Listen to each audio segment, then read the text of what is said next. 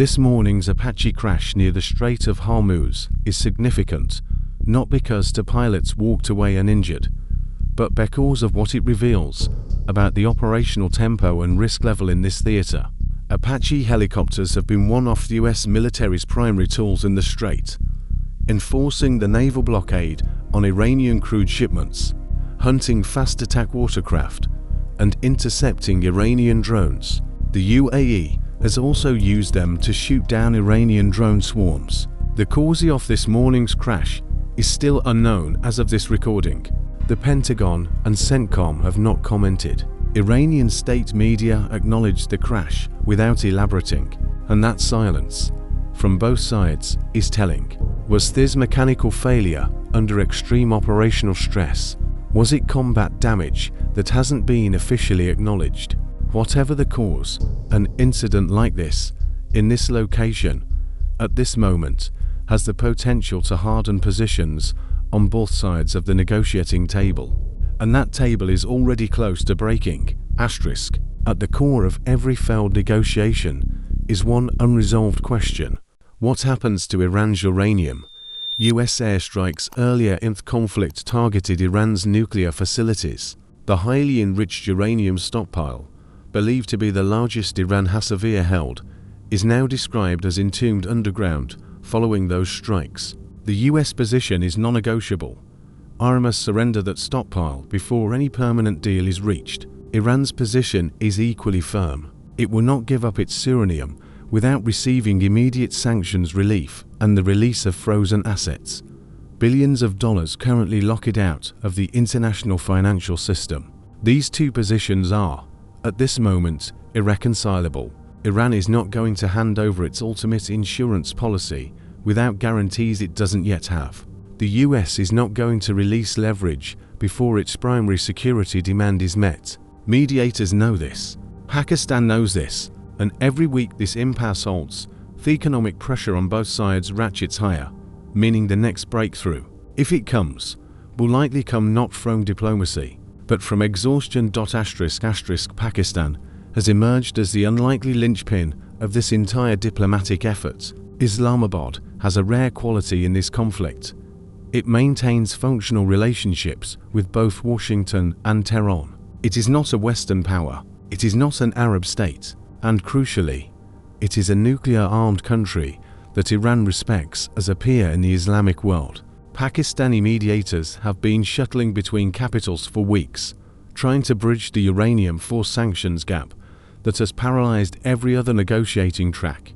But the pressure is intensifying. Trump has made clear his preference: open the strait without a full bombing campaign, because the economic cost of a prolonged closure falls on American consumers too. Iran has made clear its limit: no deal without upfront financial relief. And Pakistan is running out of creative solutions to bridge that gap. The window for a negotiated resolution, before domestic political pressures on all three sides for a harder line, is narrowing fast. What happens in the next 2 to 3 weeks, including at the G7 summit in France, may determine whether the strait reopens through diplomacy or through a second, far more destructive round of military force. This war is not abstract. It is showing up in your life in ways that may not be immediately obvious. Since the Strait of Hormuz closure began in late February, global energy prices have surged. The rerouting of tankers around the Cape of Good Hope adds approximately 2 to 3 weeks to every voyage and hundreds of thousands of dollars in additional fuel and insurance costs per ship. Those costs do not stay at sea, they transfer directly into the price of fuel at the pump, the cost of heating homes in Europe, and the price of goods that depend on petrochemicals for manufacturing and packaging. Food prices have risen, airline ticket costs have climbed. European households, already strained by years of energy volatility, are absorbing another shock, and there is a feedback loop at work. The longer the strait stays closed, the higher prices climb. The more pressure builds on Western governments to force a resolution. The more pressure builds, the more leverage Iran holds in negotiations. Tehran did not close the strait by accident. It closed it knowing exactly what the downstream effects would be. and it is watching those effects do precisely the political work it intended. Asterisk asterisk. So where does this go? There are 3 realistic scenarios, and only one of them is good. Scenario 1. A negotiated deal. Pakistan bridges the uranium 4 sanctions gap. Iran receives phased financial relief, and the strait reopens within weeks. Oil prices fall. The war formally ends. This is the outcome everyone says they want, and the one that currently has lowest probability given the hardened positions on both sides. Scenario 2. Managed stalemate. No deal is reached by the G7, but no major escalation occurs either. The strait stays partially functional through US naval escort operations. The war drags on into late 2026. Energy prices stay elevated. Both sides absorb costs while waiting for the third to blink. This is the most likely near-term outcome, and the most economically damaging for ordinary people. Scenario 3. Second phase escalation. The Apache crash investigation reveals a hostile cause. Iran or Israel makes another significant strike. The ceasefire collapses entirely. The US resumes a full bombing campaign. The strait stays shut, possibly 4 months. This is the scenario no one will officially say is on the table, and the one most actively being wargamed in Washington and Tel Aviv right now. The next 48 to 72 hours matter more than most people realize. Watch the Pentagon's incident report on the Apache, watch the Iranian Foreign Ministry's next statement, and watch Pakistan. Because the Strait of Hormuz doesn't close and open on a news cycle. It moves on the decisions of a very small number of people, made behind closed doors, under enormous pressure. That's geopolitics, and that's why it matters asterisk asterisk. Right now, there is a 21-mile wide choke point in the Persian Gulf that is effectively closed to the world. Through that gap, the Strait of Hormuz flows roughly 1/5 of all the oil on Earth, and for the past 4 months, Iran has used it as a weapon. This morning, a US Army Apache helicopter went down near that strait under circumstances the Pentagon hasn't yet explained. The ceasefire between Iran and Israel, already fragile, took its biggest hit yet yesterday when the two sides exchanged fire, and the negotiations that were supposed to end all of this stalled. The deal that could reopen the global economy's most critical waterway does not exist yet. This video is going to tell you exactly how we got here, what is actually at stake, and what the next move looks like, because the next 48 hours may determine whether this war escalates or enters a far more dangerous phase. Asterisk asterisk. To understand why the Strait of Hormuz matters so much, you need one number: 20%. That is the share of the world's total oil supply that passes through this single 21-mile gap every single day. Saudi Arabia, Iraq, Kuwait, the UAE, Bahrain, every barrel they export to Europe, Asia, and beyond moves through this strait. There is no pipeline large enough to replace it. There is no alternate sea route that is economically viable at scale. The Strait of Hormuz is, by any measure, the most strategically valuable piece of water on the planet. When Iran closed it in response to US and Israeli airstrikes in late February, it didn't just disrupt energy markets, it sent a shockwave through every economy plugged into global trade.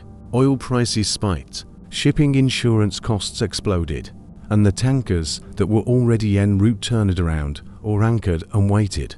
The closure was not a bluff, it was a calculated strategic move, and the world has been scrambling to respond ever since. Asterisk asterisk. To understand where we are now, we need to go back to February 28th, the day the Iran war began.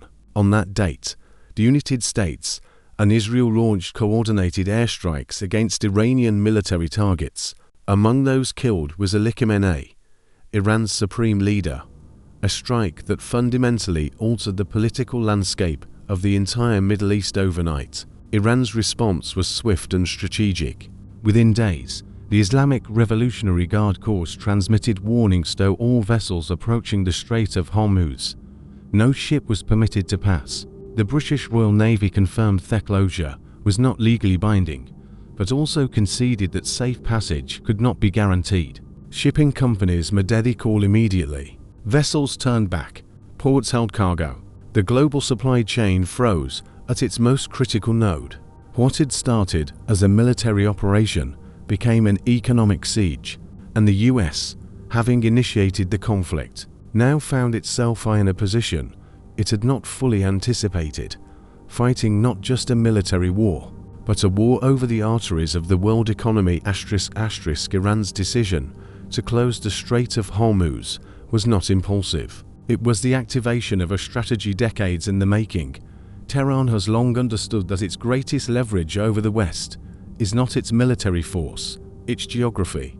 The Strait of Hormuz is Iran's trump card, a narrow waterway it can threaten, mine, and contest at far lower cost than the US can defend it. Since the closure, Iran has deployed mines, fast attack watercraft, and drone swarms to enforce its blockade.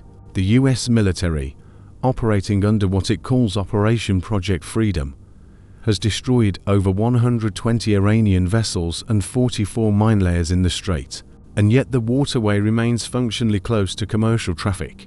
Cape of Good Hope tanker traffic has surged to its highest levels since early 2025, as shipping companies reroute around the entire continent of Africa, adding weeks and millions of dollars to every voyage. The message Iran is sending is clear.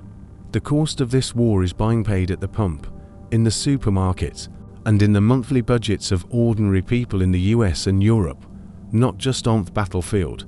***, here is the central paradox of the Iran war.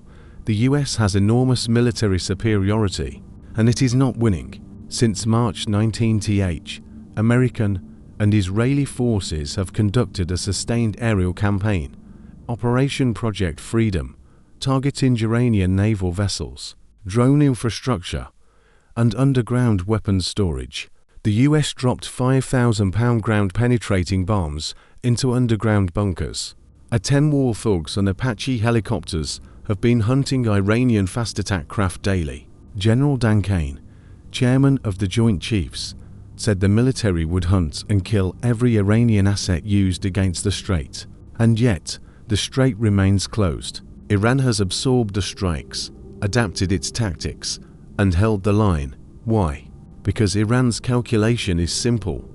Endure the military pain long enough, and the economic pain inflicted on the West will force a political solution. So far, that calculation is holding.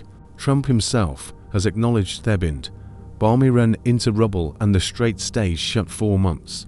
Don't bomb, and Iran keeps the leverage.